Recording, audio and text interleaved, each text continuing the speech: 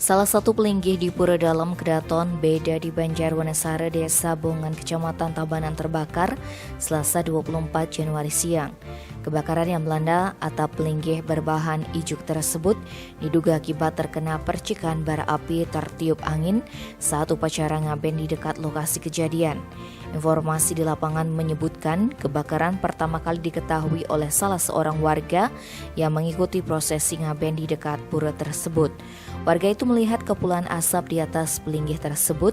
Kejadian itu langsung diberitahukan kepada warga lainnya yang kemudian menghubungi petugas pemadam kebakaran. Kapolsek Tabanan Kompol Imade Prama Setia menjelaskan, dari hasil identifikasi penyebab kebakaran diduga akibat percikan bara api yang terbawa angin dalam prosesi ngaben di dekat lokasi kejadian. Bara api itu jatuh di atap pelinggih yang berbahan ijuk sehingga terbakar. Tim Bali Express melaporkan.